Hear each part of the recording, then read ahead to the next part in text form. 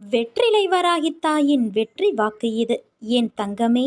ஒரு பக்கம் விதி, இன்னொரு பக்கம் கர்ம வினை. இவை இரண்டும் தான் இன்று ஏற்பட்டுள்ள உன் சூழ்நிலைகளுக்கு காரணம். இவற்றிலிருந்து நீ மட்டும் அல்ல, எவரும் தப்ப முடியாது. ஆனால் நீ என் பார்வைக்கு திரும்பியதால் உன் வசத்தை நான் கைப்பற்றி உனக்கான அனைத்து சிக்கல்களிலிருந்தும் உன்னை விடுவித்து கொண்டு வருகிறேன். உலகத்தில் என்ன மாறினாலும் நகர்ந்தாலும் நான் உன்னை விட்டு ஒருபோதும் அகலமாட்டேன். உன்னில் எப்போதும் நான் இருப்பேன். உன்னுள் இருக்கும் நான் என்ற கேள்விகளுக்கு நீ எந்த நேரத்தில் என்னை கை காட்டி நான் தான் என்று பதில் சொன்னாயோ அப்போது முதல் நீ முக்தி என்ற ஞானத்தின் மீது சவாரி செய்து கொண்டு இருக்கிறாய் என்று அர்த்தம். நீ ஜெயிக்க வேண்டிய 2 விஷயங்கள் உண்டு. அது உன் மனமும் புத்தியும் தான். இவற்றை ஜெயித்தால் நீ வாழ்க்கையின் அர்த்தத்தை உணர்ந்து விட்டாய் என்று அர்த்தம். உனக்கான வெற்றி காலம் ஆரம்பித்துவிட்டது. என் குழந்தைகள் அனைவரின் இதயத்திலும் நான் இருக்கும்போது வழியில் நீ கதறும் ஓசைக்கு நான் எதிர் ஓசை கொடுத்து வழியை ஏற்கிறேன். உன் வழிகள், உன் துன்பங்கள் என்பது எனக்கானது. என்றும் நீ மகிழ்வோடு வாழத்தான் நான் ஆசைப்படுவேன். நீ என்னுடைய ஆலயத்தில் கால் எடுத்து வைப்பது எதை போன்றது என்று தெரியுமா? ஓட்டப்பந்தயத்தில் வெற்றி கோட்டை தொடுவது போன்றது. என்னுடைய ஆலயப்படியில் காலை வைத்தவுடனே அது உன்னை உடனே அரவணைத்து உனக்கு தேவையான அனைத்தையும் செய்ய ஆரம்பித்து விட்டது. நீ என் ஆலயப்படியில் கால் பதித்தவுடனேயே உன் துன்பங்கள் அனைத்திற்கும் முடிவு வந்துவிட்டது. இங்கே எந்த கிரகத்திற்கும் வலு கிடையாது. அவை செயலிழந்து விடுவதால் உனக்கு உடனே ஆரோக்கியமும் க்ஷேமமும் தாய் விட்டு பரிசாக அளிக்கப்படுகிறது. என்னுடைய உதி என்னும் விபூதி மிகவும் சக்தி வாய்ந்தது. அது என் யோக சக்தி என்பதை உணர்ந்து பயன்படுத்துகிறவர்களுக்கே பலன் தரும். உன்னை போல என்னையே சிந்தித்து எனக்காக தன்னையே அர்ப்பணித்து உண்மை அன்போடு என்பால் லயமாகிறவர்களுக்குத்தான் நான் பலன் தரக்கூடிய கற்பகத்தருவாக காமத்தேனுவாக இருக்கின்றேன். மற்றவர்களுக்கு நான் ஒரு உதவா கரைதான். அர்ஜுனனிடம் அவன் தனது உறவுகளை எதிர்த்து போரிட தயங்கிய போது விஸ்வரூபத்தை காட்டி இவர்களை நான் ஏற்கனவே கொன்றுவிட்டேன், கொன்றதைத்தான் நீ கொள்கிறாய் என்று விளக்கிச் சொல்லி அவனுக்கு விஷயத்தை புரிய வைத்தது போலத்தான் நீ மலை போல நினைத்திருக்கும் பிரச்சனைகள் அனைத்தையும் நான் ஏற்கனவே தீர்த்துவிட்டேன். எத்தனை முறை சொன்னாலும் நீ அந்த பயத்திலேயே இருப்பதால் தீர்த்த பிரச்சனையை தீர வேண்டும் என தொடர்ந்து வேண்டிக்கொண்டே இருக்கிறாய். இனி வரப்போவது எல்லாம் உனக்கு வசந்த காலமே. வாழ்வில் எதையெல்லாம் நீ நிரந்தரம் என யாரை எதிர்பார்த்து இருந்தாயோ அவர்களால் உனக்கு நன்மை இல்லை என்பதை உணர்த்தவே அவர்களின் சுயரூபத்தை நான் உனக்கு வெளிப்படுத்தினேன். அவையெல்லாம் பஞ்சுமெத்தையில் உனக்காக வைக்கப்பட்ட பெரிய முட்களைப் போல குத்தி கொண்டு இருந்தவை. கண்களில் கைப்பிடி மண் விழுந்ததைப் போல உறுத்தி கொண்டு இருந்தவை. இந்த காலங்கள் மாறிவிட்டன. இனி உனக்கு வருவதெல்லாம் வசந்த காலமே. நான் உன்னை தாங்கிக் கொண்டு இருக்கிறேன் என்பதை உணர்த்துவதற்காக பலமுறை உன் கோரிக்கைகளை நான் நிறைவேற்றி தந்தேன். இக்கட்டான நேரங்களிலெல்லாம் உடனிருந்து உன்னை காப்பாற்றினேன். நீ கூப்பிட்ட நேரத்திலெல்லாம் பதில் குரல் கொடுத்தேன். உன் பிரச்சனைகள் ஒன்றும் உன்னை செய்து விடப்போவதில்லை. பெரிய துன்பம் எதுவும் இனி உனக்கு வந்து விடப்போவதில்லை. விரைவில் நீ கேட்ட யாவற்றையும் என்னை நினைத்து கொண்டு மகிழ்ச்சியோடு நிம்மதியோடு அனுபவிக்க இருக்கிறாய். இந்த உலகத்தில் அனைத்து ஜீவராசிகளும் என் கட்டளைக்கு உட்பட்டவையே. அது யாராக இருந்தாலும் விதிக்கப்பட்ட கர்ம பலன்களை அனுபவித்தே ஆக வேண்டும். இது உலக நியதி.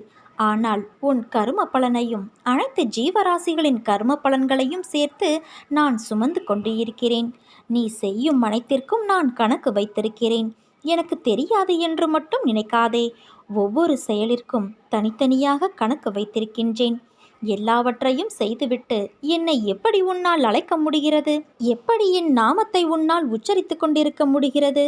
உன் மனதில் எந்த சலனமும் இல்லாமலாயிருக்கிறாய்? நான் உன் பாவ மூட்டையை சுமந்து கொண்டு இருக்கிறேன். நீ செய்த தவறை உணர்ந்து கிடைத்த வாழ்க்கையை நிம்மதியாக வாழ கற்றுக்கொள். என் மீது முழுமையாக பக்தியை செலுத்து. உனக்குள் இருக்கும் கெட்ட எண்ணங்களையெல்லாம் மாற்றுவதற்கு நான் வழி செய்து கொண்டு இருக்கிறேன்.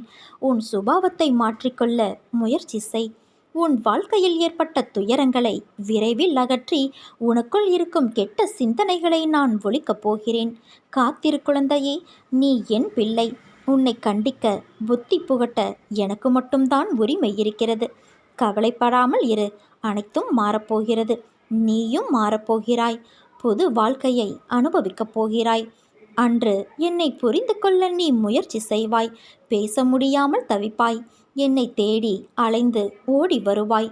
ஆனந்தத்தில் என்னை பார்த்து அழுது விடுவாய். உன்னை தோற்க விடுவேனா? அதற்காகவா நான் உன்னை தேடி வந்திருக்கின்றேன்?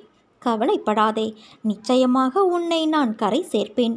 ஆனால் இது தெரியாமல் நீ கவலைப்பட்டு கொண்டு இருக்கிறாய். நம்பிக்கையோடு இரு. நம்பிக்கைதான் வாழ்க்கை. நீ உயிராய் நினைத்த உறவு எல்லாம் உன்னை ஒதுக்கிவிட்டதே என்று கலங்காதே. உனக்கு உயிராக இருந்து உனக்கு என்ன தேவையோ அதை அனைத்தையும் நான் உனக்கு செய்து தருவேன். அதனால் எதையும் நினைத்து வருத்தம் கொள்ளாதே குழந்தையே. நீ என்னிடம் வந்து சேர்ந்தது முதல் என் மீது எவ்வளவு பிரியமாகவும் பக்தியோடும் இருக்கிறாய் என்பதை நான் அறிவேன். பிறர் மீது நீ காட்டும் அன்பு, உன் சிந்தனை, நடவடிக்கைகள், பக்தி எல்லாவற்றினாலும் என் பெருமையை நீ உயர்த்தியிருக்கிறாய். இவ்வளவு சிறப்பாக செயல்பட்டாலும் உன்னிடம் சிறு சிறு குறைகள் உள்ளது. அவற்றை நீ கைவிட வேண்டும் குழந்தையே. அதுதான் என் விருப்பம். சுயநலத்தை ஒழித்து எல்லா உயிர்களையும் நேசி. முடிந்தவரை பிறருக்கு என்ன உதவி தேவைப்படுகிறதோ அந்த உதவியை அவர்களுக்கு செய். ஒழுக்கம் என்னும் அடித்தளத்தில் வாழ்க்கையை அமைத்துக்கொண்டு வாழ பழகிக்கொள். ஒழுக்கம் என்பது உன் அன்பிற்கு பாத்திரமானவர்களுக்கு மட்டுமே நீ காட்டுவது கிடையாது. உன்னை சுற்றியுள்ள அனைவரிடமும் நேர்மையை நீ கடைபிடிப்பது. அதுதான் தர்மம். அதற்கான பலன்களை பற்றியெல்லாம் யோசிக்காதே. நீ செய்த தர்மத்தின் பலன் நிச்சயம் உன்னை தலை காக்கும். எவன் ஒருவன் அவன் மனம் சொல்லும் தீய எண்ணங்களை கட்டுப்படுத்தி வெல்பவனோ அவனே வாழ்வில் வெற்றி அடைவான். நீ நல்ல எண்ணங்களோடு செயல் புரிந்தால்தான் நிம்மதி, செல்வம், மகிழ்ச்சி ஆகியவை உன்னை பின்தொடர்ந்து நிழல் போல வரும். தர்மத்தை பின்பற்றாதவனுக்கு வாழ்க்கை துன்பத்தை தான் தரும். வெறுப்பு, கடும் சொல் இவற்றிலிருந்து விலகினில். எதிர்பார்ப்பு இல்லாமல் அனைவரையும் நேசித்து மகிழ கற்றுக்கொள். எந்த நேரத்திலும் எந்த நிலையிலும் நிதானத்தை கடைபிடி. நான் இவற்றையெல்லாம் செய்து நல்வினைகளை கர்மபந்தத்திலிருந்து விடுபட செய்து வாழ்வில் உன்னை சந்தோஷமாகவும் நிம்மதியாகவும் வாழ வகை செய்வேன். நான் கூறும் வார்த்தைகள் மீது நம்பிக்கை வைத்து நீ செயல்படு குழந்தையே. நான் உன்னோடு தான் இருக்கிறேன். இனிமேல் உன் வாழ்க்கையில் பொற்காலம்தான். அனைத்தும் வசந்தமாக போகிறது. பல பேர் அவரவர் பிரச்சனைகளுக்கு விடிவு தேடி ஒரு நிரந்தர தீர்வு தேடி என்னை காண்பதற்கு காத்திருக்கும் நேரத்தில் நான் உனக்கு அனுமதி அளித்தேன். ஏன் தெரியுமா?